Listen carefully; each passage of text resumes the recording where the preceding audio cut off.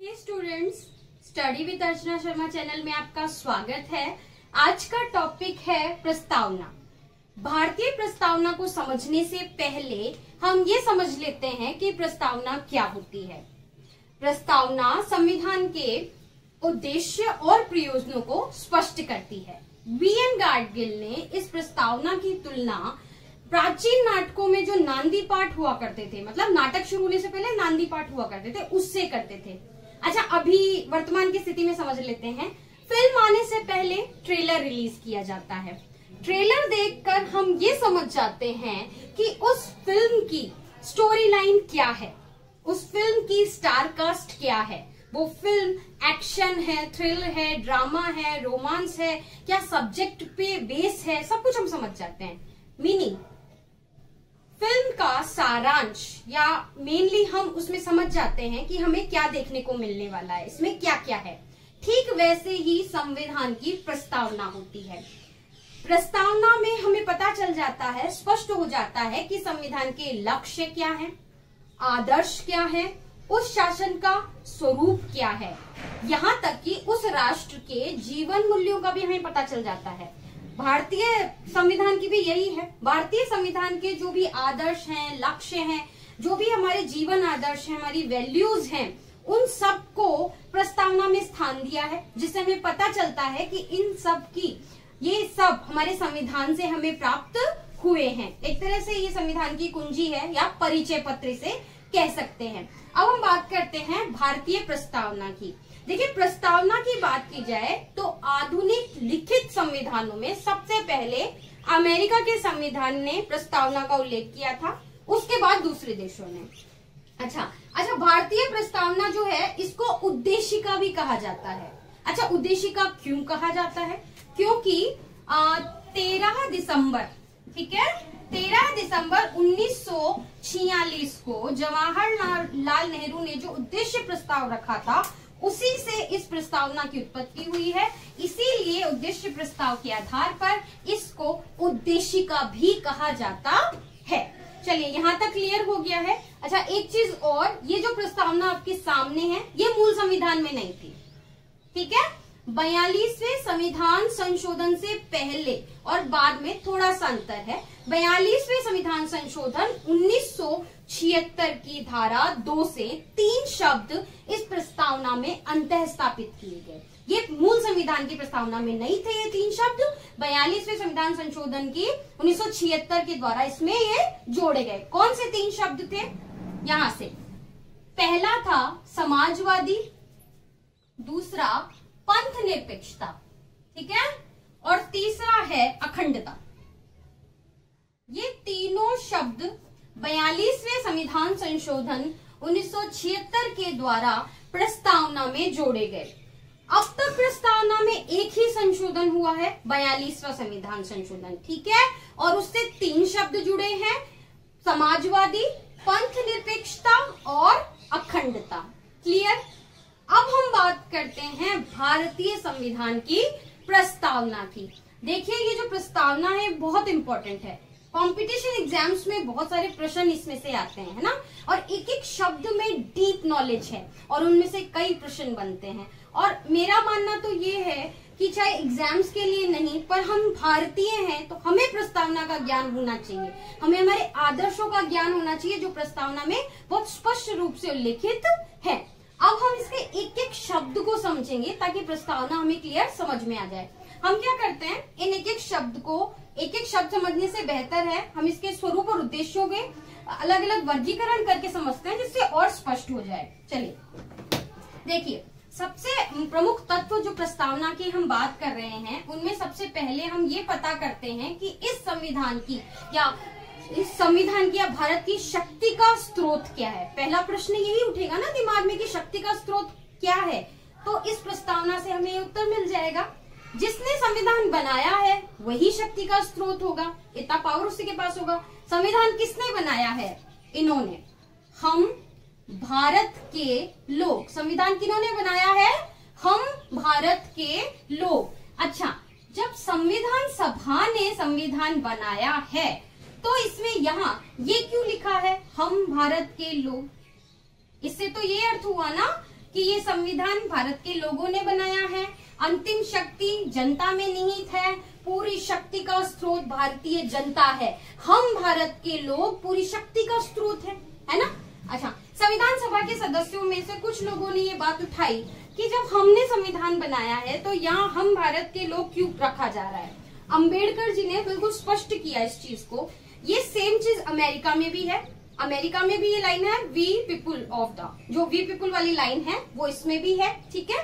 और आयरलैंड के संविधान में भी है, हम आयर लो, और आयरलैंड के संविधान में तो और भी है। उसके बाद ये जो वर्ड है यहाँ पर एतद द्वारा, ठीक है, और अंगीकृत, अधिनियमित और आत्मार्पित, ये वर्ड भी आयरलैंड के संविधान में है।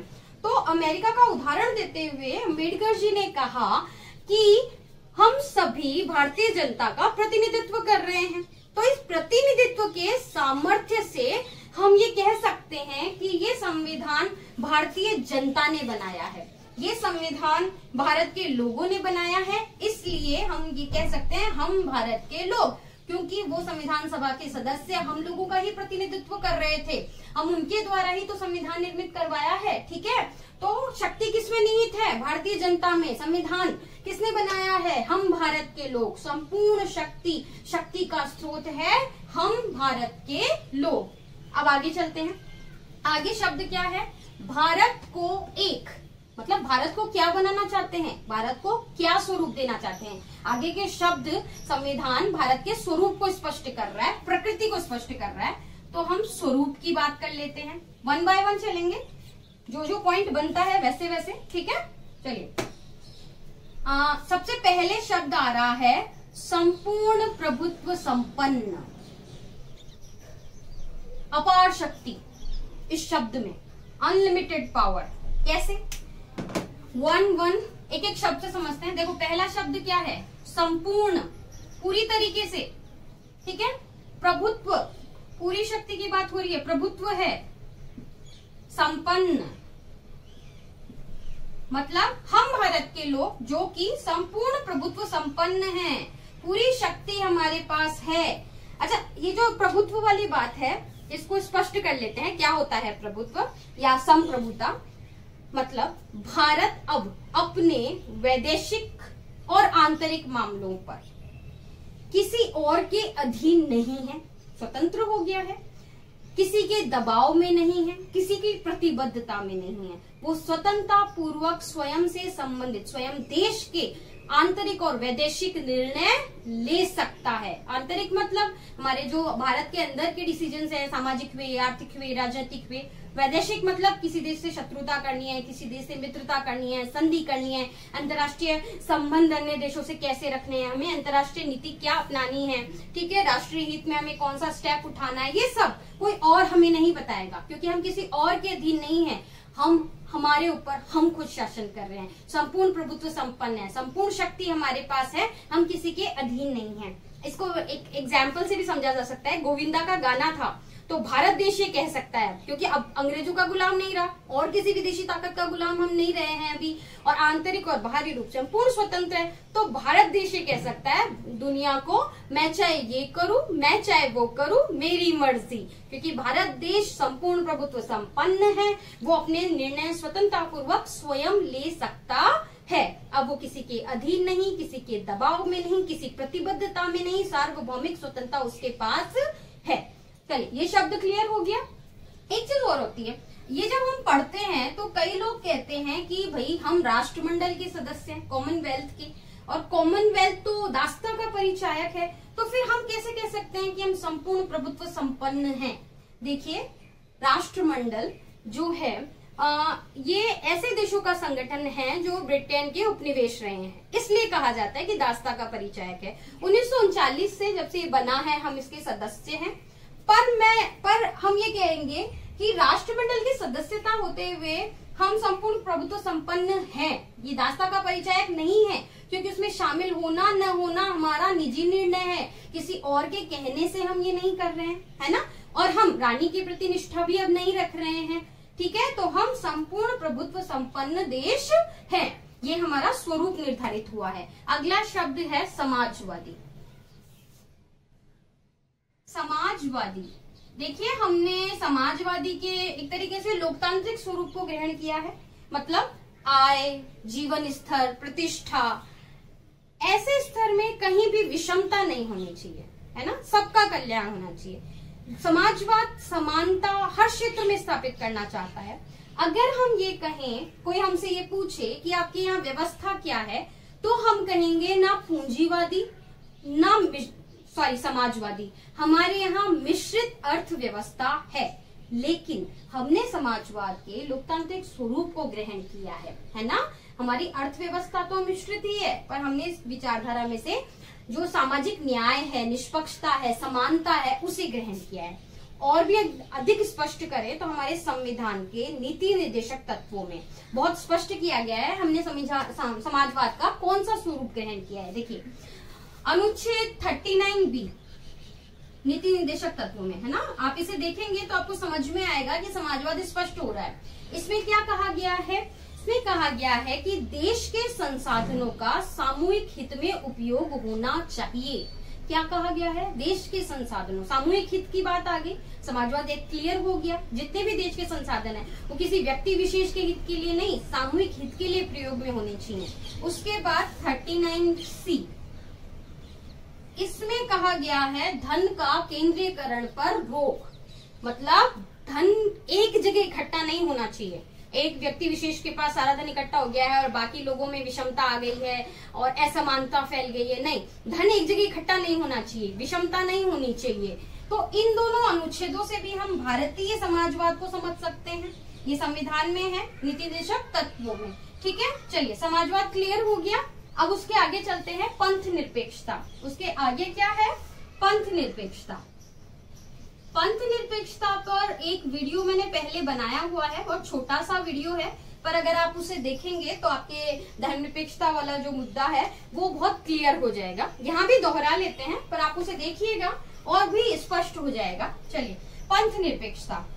पंथ निरपेक्षता का मतलब हुआ, हम पंथ निरपेक्षता अपनाए हुए हैं, मतलब हमारे देश का कोई भी राज धर्म नहीं है, हमने किसी विशेष धर्म को मान्यता नहीं दी है। हमारी दृष्टि से, भारत की दृष्टि से सब धर्म समान हैं, उनके साथ समान व्यवहार किया जाएगा और हर व्यक्ति को धार्मिक स्वतंत्रता दी जाएगी। यहाँ हम अगर समझें तो हमें क्या समझ में आया कि धर्म को राजनीति से अलग किया हुआ है ना। हमने किसी धर्म को नहीं अपनाया, हमारे भारत ने, भारत सरकार जिसे हम कहेंगे, और किसी धर्म को रोका भी नहीं है, धार्मिक छूट है, हम वो अपने हिसाब से अपने धर्म को अपना सकते हैं। ठीक है, अच्छा, यहाँ पर धार्मिक दूरी की, धर्म और राजनीति की दूरी की बात करें तो अमेरिकी मॉडल से संबंधित होता है। कैसे? अमेरिका में धर्म और राजनीति में स्पष्ट अलगाव है ना।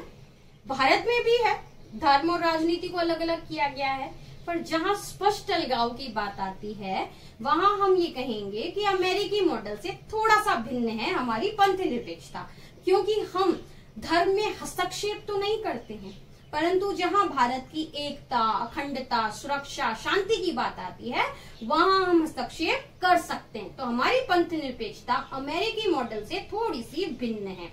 ये क्लियर हुआ? अगले शब्द पे चलते हैं। अगला शब्द है लोकतंत्रात्मक। इस शब्द के लिए मैं ये कहूंगी कि वो जो परिभाषा है जनता का, जनता के लिए, जनता के द्वारा, बच्चा बच्चा जानता है ना, तो इसे स्पष्ट कर लेते हैं। अगला शब्द है लोकतंत्रात्मक या लोकतंत्र। देखो, शब्द से समझो। लोक मतलब लोग, जनता, तंत्र मतलब शासन, जनता का शासन या लोगों का शासन। एक यूनानी विचारक थे जिन्होंने ये परिभाषा दी थी, लोकतंत्र जनता का, जनता के लिए, जनता के द्वारा किया गया शासन है। अमेरिकी राष्ट्रपति ने इसको गेटिसबर्ग भाषण में प्रयोग में लिया था, तब से ये बहुत प्रसिद्ध हो गई। लोकतंत्र, जनता का मतलब, लोकतंत्र किसका शासन है? जनता का शासन है, किसी विशेष क्या बोलेंगे वंश का शासन नहीं है, किसी राजा महाराजा का शासन नहीं है, जनता के लिए शासन है। यहाँ शासन किसके लिए किया जा रहा है? जनता के लिए किया जा रहा है, जनता के द्वारा शासन है, किसके द्वारा शासन किया जा रहा है? हम पर पहले ब्रिटेन द्वारा किया गया था, तब हम लोकतंत्र नहीं कहलाते थे, है ना। अब हम खुद पर हम खुद ही शासन करते हैं, खुद के लिए ही शासन करते हैं और ये शासन हमारा ही है। तो लोकतंत्र क्लियर हुआ। चलिए अगला शब्द है गणतंत्र। क्या है अगला शब्द? गणतंत्र, जिसे रिपब्लिक कहा जाता है।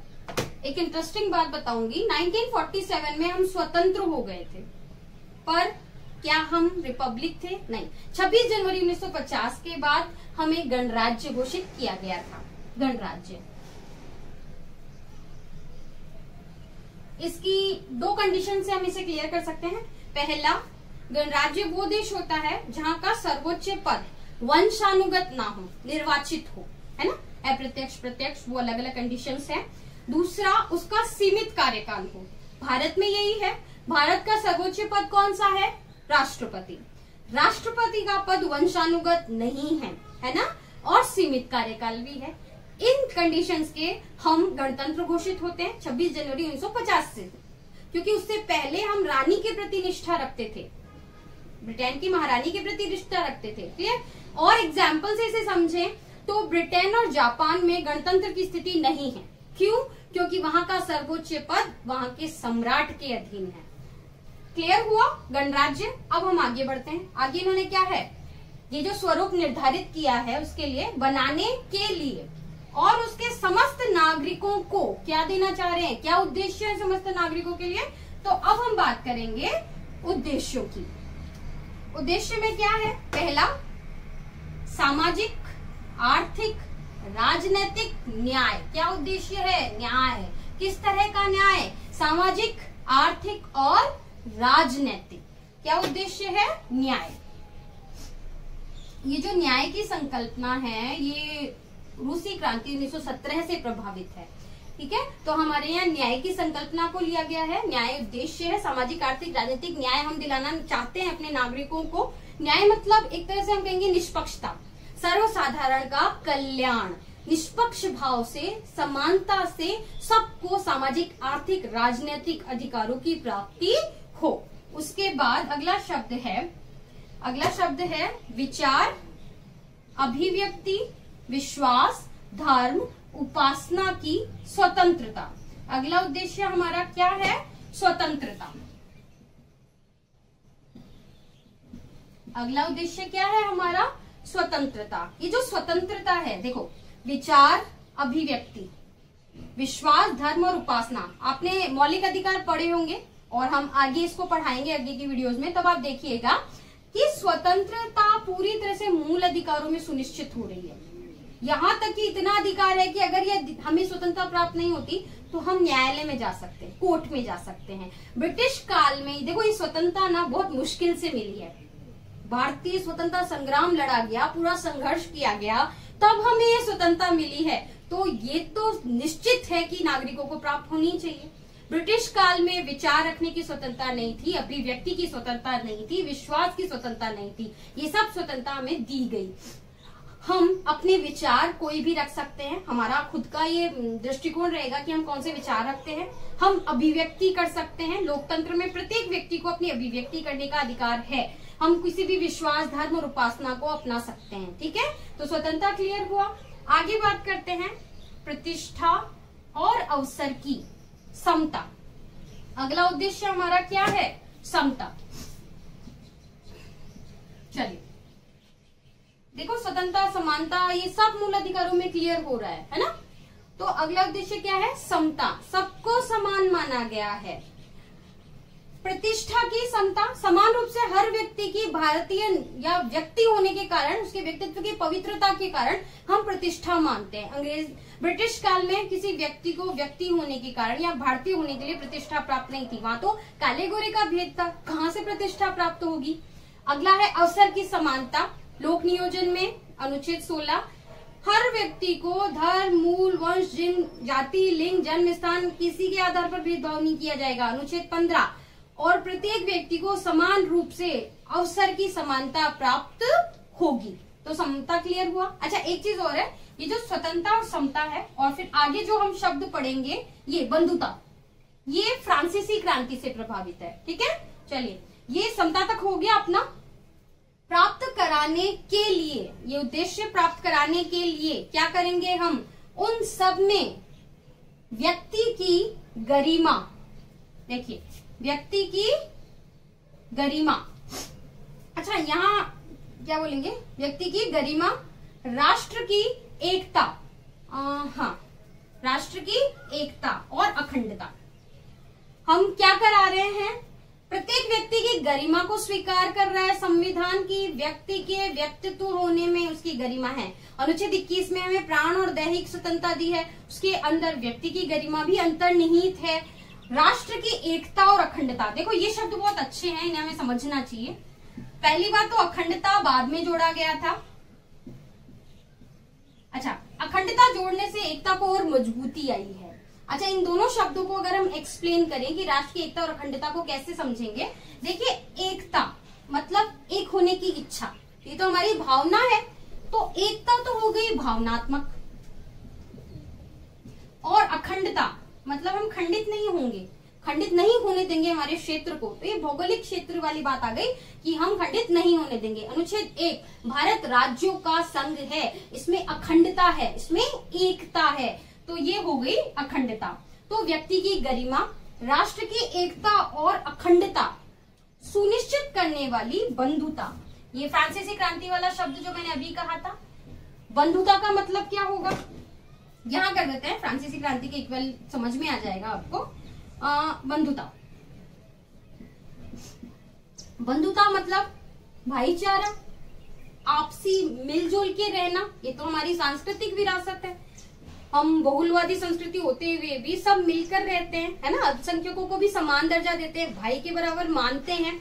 और संविधान ने भी सुनिश्चित किया है, जैसे एकल नागरिकता, मौलिक कर्तव्य, इनमें बंधुता को बहुत स्पष्ट किया है। मौलिक कर्तव्य में बंधुता का जिक्र है, एकल नागरिकता में क्लियर है कि हम भारतीय हैं, ना गुजराती ना राजस्थानी, हम पहले भारतीय हैं, तो बंधुत्व की भावना स्पष्ट होती है।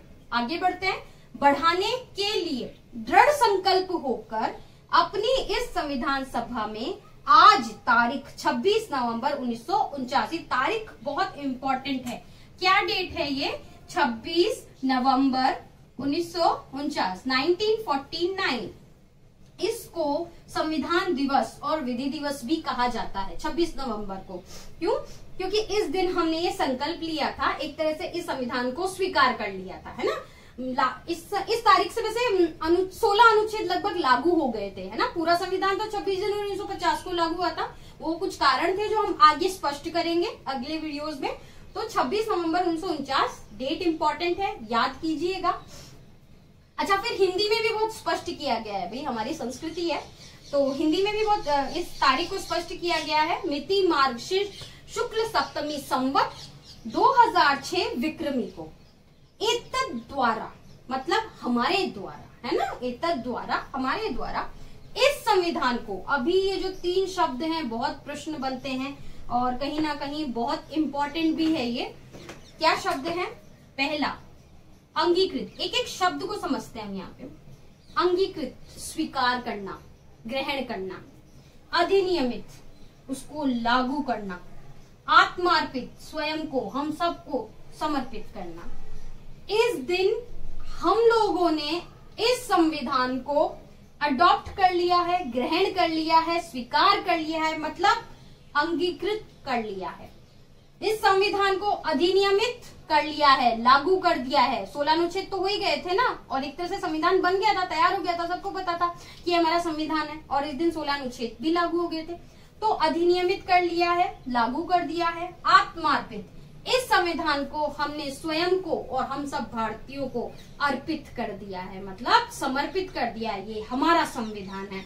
तो इस तरह से प्रस्तावना का एक एक शब्द हमने समझा और काफी स्पष्ट हो गया है मेरे हिसाब से। तो ये चलिए, मेनली क्या होता है कि प्रस्तावना में क्रम बहुत इंपॉर्टेंट होता है। कई बार क्रम से ही पूछ लिया जाता है कि क्रम से जमाइए शब्दों को, और प्रस्तावना पूरी तरह ढंग से याद भी होनी चाहिए, सही क्रम से, और हर शब्द अपने स्थान पे होना चाहिए। तो इसका एक शॉर्टकट है जिससे आप क्रम याद कर सकते हैं, वो मैं अभी बताऊंगी। अच्छा, उससे पहले एक प्रश्न और उठता है कि क्या प्रस्तावना संविधान का अंग है? ये न्यायिक दृष्टिकोण है, और कई केसेस आए जिनमें क्लियर कहा गया कि प्रस्तावना का संविधान की प्रस्तावना अंग है। कई केसेस आए जिसमें नहीं कहा गया। 2 केसेस इंपॉर्टेंट है जो मेनली क्वेश्चंस बन जाते हैं, है ना, तो हम उनके बारे में पढ़ लेते हैं। एक चीज मैंने अभी नहीं बताई, देखो डॉक्टर सुभाष कश्यप ने बहुत अच्छी शब्द कहे प्रस्तावना के लिए और वो सच भी साबित हुए। क्या? प्रस्तावना का हर एक शब्द चित्र है, ऐसा चित्र जो बोलता है, कहानी कहता है त्याग, तपस्या और बलिदान की। कौन से त्याग, तपस्या और बलिदान की बात यहाँ हो रही है?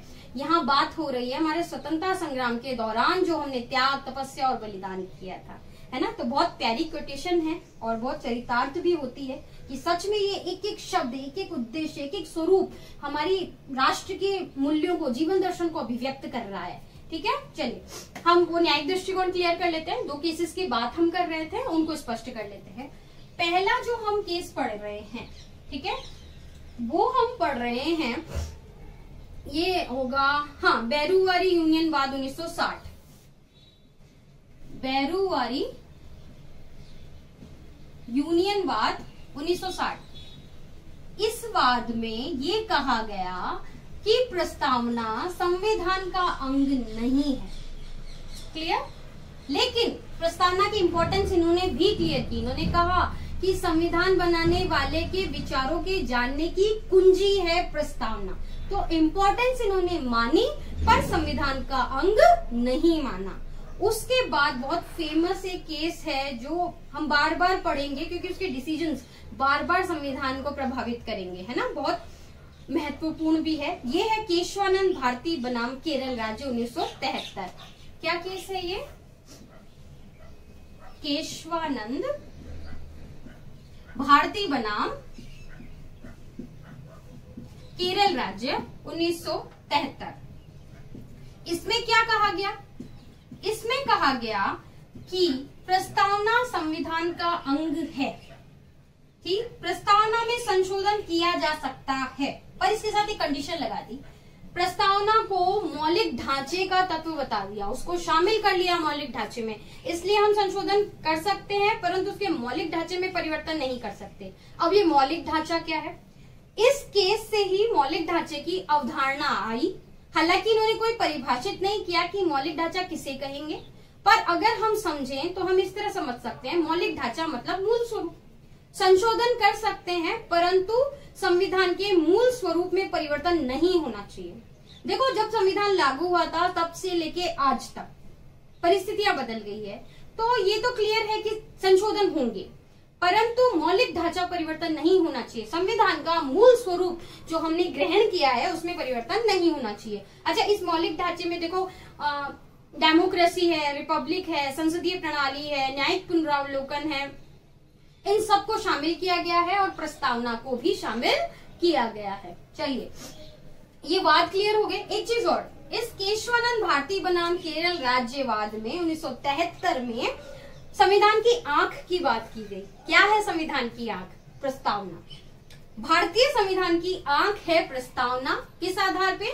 जब संविधान अस्पष्ट होगा तब प्रस्तावना के आधार पर हम उसे स्पष्ट कर सकते हैं। यहाँ तक क्लियर हो गया? अच्छा, अब ये क्रम जो याद करने के लिए मैं बार बार कह रही हूँ, इसका शॉर्टकट बता देती हूँ। अगर आपको सूट करे तो आप वैसे भी इसको याद कर सकते हैं। ठीक है, आपको याद तो इसे करना ही होगा। देखिए प्रस्तावना अगर याद नहीं होगी तो आप क्वेश्चंस के आंसर नहीं कर पाएंगे। और सबसे बड़ी बात क्रम से याद करना है ना। एक एक शब्द हमने समझ लिया है, अब हमारा स्टेप ये होगा कि हम इसे ढंग से याद कर ले, इनफैक्ट क्रम से याद कर ले। तो शॉर्टकट अगर हम ले तो हम इन्हें ऐसे ले सकते हैं। देखिए यहाँ बात करते हैं संपूर्ण प्रभुत्व संपन्न, सॉवरेन, समाजवादी, सोशलिस्ट, पंथ निरपेक्ष, सेकुलर, लोकतंत्र, डेमोक्रेसी और गणराज्य, रिपब्लिक। ये देखिए SSSDR कैसे? सॉवरेन, संपूर्ण प्रभुत्व संपन्न, सोशलिस्ट, समाजवादी, सेकुलर, पंथ निरपेक्ष, डेमोक्रेसी, लोकतंत्र और रिपब्लिक गणराज्य।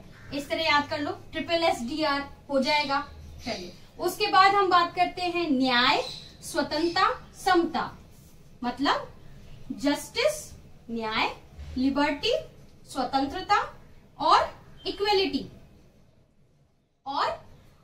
इक्वेलिटी मतलब समानता। फिर इसके आगे की अवधारणा अंदर आप याद कर लीजिएगा, है ना। उसके बाद आता है राष्ट्र की एकता, अखंडता और बंधुता। राष्ट्र की एकता, अखंडता और बंधुता, ये कैसे होगा? यूनिटी, ठीक, इंटीग्रिटी और फेटर्निटी। IF, UIF। अगर ये क्रम आप याद कर लेंगे तो जब हम आप समझेंगे तब इसकी फुल फॉर्म लेके हम समझ सकते हैं, तो ये क्रम से भी याद हो जाएगा। चलिए, आपकी प्रस्तावना काफी कुछ इसमें कोशिश की है कि सब पॉइंट्स ले सकूं मैं, ठीक है। आपकी प्रस्तावना यहाँ कंप्लीट होती है। कोशिश तो की है कि आपको समझ में आए। प्लीज मेरे वीडियो को लाइक कीजिएगा, शेयर कीजिएगा, कमेंट कीजिएगा, मेरे चैनल को सब्सक्राइब कीजिएगा। Thank you.